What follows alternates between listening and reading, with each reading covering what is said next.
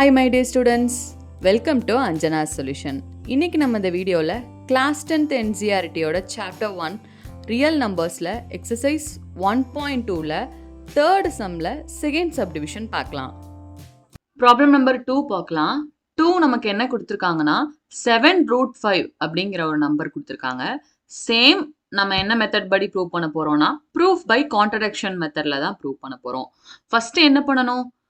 Proof by கான்ட்ரடிக்ஷன்ல ஒரு ஃபால்ஸான ஸ்டேட்மெண்ட்டை assume பண்ண போறோம். என்ன அசியூம் பண்ண போறோம்? இது வந்து இரேஷனல்னு கொடுத்துருக்காங்க. அப்ப நம்ம அசியூம் பண்ண வேண்டியது என்னது? ரேஷனல் நம்பர்னு அசியூம் பண்ண போறோம். let us assume 7√5 is rational number.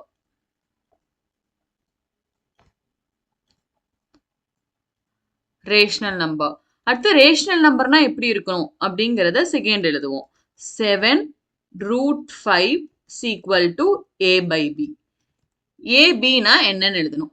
a-யும் b-யும் ரெண்டுமே என்னது? இன்டிஜர்ஸ். இதுல b என்னவா இருக்கணும்? நாட் ஈக்குவல் டு 0வா இருக்கணும். அடுத்து என்ன எழுதுவோம்? a, b வந்து கோப்ரைம்ஸ். அவ்வளவுதான். அடுத்து என்ன பண்ணுவோம்? இன்டிஜர்ஸ் எல்லாம் தனியா பிரிக்க போறோம். எதெல்லாம் இன்டிஜர்ஸ்? 7ங்கிற நம்பர் இன்டிஜர், a/bங்கிறது இன்டிஜர். அப்ப என்ன பண்ணுவோம்? √5 இங்கே இருக்கட்டும். 7 மட்டும் நம்ம ஆப்போசிட்ல கொண்டு போயிட்டா ரைட் சைடு ஃபுல்லா இன்டிஜரா மாறிடும். லெஃப்ட் சைடு வந்து √5ங்கிறது இன்டிஜர் இல்ல. So 7√5 equal to a/b. என்ன பண்ணலாம்? 7 நம்ம ஆப்போசிட் சைட்ல கொண்டு போக போறோம். 7 ஆப்போசிட் சைடு கொண்டு போனா 7 வந்து எனக்கு மேல இருக்கு, மல்டிபிகேஷன்ல இருக்கு. 7ஐயும் 5ஐயும் மல்டிப்ளை பண்ணிருக்காங்க. அப்ப மல்டிபிகேஷனுக்கு ஆப்போசிட் டிவிஷன் தான். ஸோ 7 ஆப்போசிட்ல போகும்போது எனக்கு டிவிஷனா மாறிடும். டிவிஷன்னா கீழே டினாமினேட்டர்ல போடணும். ஸோ √5 மட்டும் எழுதுறேன். ஏன்னா 7 இப்போ எனக்கு ஆப்போசிட் சைட்ல நெக்ஸ்ட் ஸ்டெப்ல போக போகுது. a/7 கீழே டினாமினேட்டர்ல வந்துச்சுன்னா 7ஐயும் b-ஐயும் மல்டிப்ளை பண்ணா 7b. ஓகே, இந்த சைடு ஃபுல்லா என்ன வந்துருச்சு? இன்டிஜர்ஸ் வந்துருச்சு. ரைட் சைடு வந்து எனக்கு இன்டிஜர்ஸ் வந்துருச்சு. லெஃப்ட் சைடுல எனக்கு இன்டிஜர்ஸ் இல்ல. ஸோ இன்டிஜர்ஸ் இல்லைன்னா அது ரேஷனல் நம்பரா இருக்காது. இது ஃபுல்லாவே இன்டிஜர்ஸ்னால இந்த சைடு நமக்கு என்ன நம்பர் இருக்கு? ரேஷனல் நம்பர்ஸ் தான் இருக்கு. Rational number. நமக்கு இந்த சைடு என்ன நம்பர் இருக்கு? Irrational number.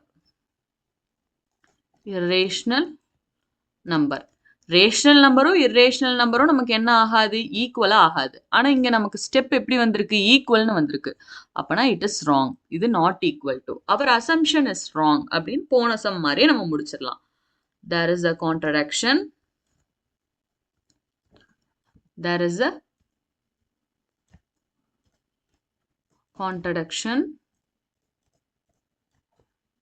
Hence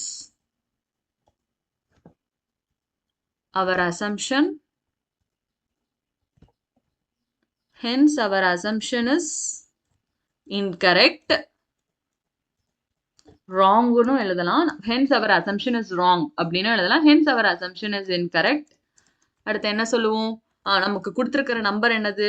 7√5 is not rational number. Rational நம்பரா இல்லனா அது என்ன நம்பரா தான் இருக்கும்? இரேஷனல் நம்பரா தான் இருக்கும். எழுதிக்கலாம். 7√5 is irrational.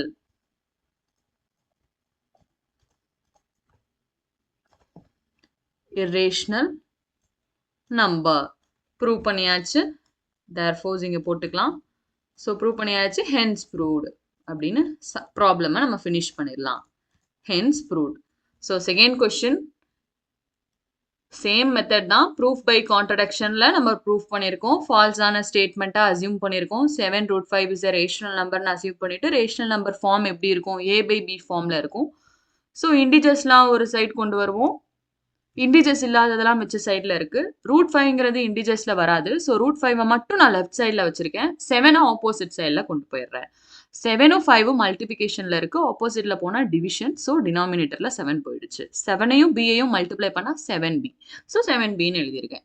இந்த சைடு லெஃப்ட் சைடு வந்து நமக்கு √5 இருக்கு. √5 இஸ் நாட் அ இன்டிஜர். இன்டிஜருக்குள்ள வரலனா அது ரேஷனல் நம்பரா வராது. அதனால கீழே இர்ரேஷனல்னு எழுதியிருக்கேன்.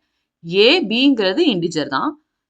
இன்டிஜரோட ஒரு இன்டிஜரை மல்டிப்ளை பண்ணும்போது எனக்கு இன்டிஜர் தான் கிடைக்கும். ஸோ எனக்கு ரைட் சைடில் உள்ளது ஃபுல்லாக இன்டிஜர்ஸ் தான். இன்டிஜராக இருந்தால் it is rational number.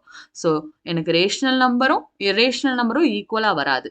Not equal to. ஆனால் இங்கே ஈக்குவலாக வந்திருக்கு. அப்போ நம்ம ஏதோ தப்பாக எடுத்திருக்கோம். என்ன தப்பாக எடுத்திருக்கோம்? ரேஷனல் நம்பர்னு தப்பாக எடுத்ததுனால தான் இங்கே நாட் ஈக்குவல் டுன்னு வந்திருக்கு. There is a contradiction. அவர் அசம்ஷன் இஸ் இன்கரெக்ட் அப்படின்னு எழுதிட்டு இது ரேஷனல் நம்பர் இல்லை, இது இரேஷனல் நம்பர் அப்படின்னு சொல்லும் போது நம்ம கொஸ்டின்ல கொடுத்ததை ப்ரூவ் பண்ணியாச்சு.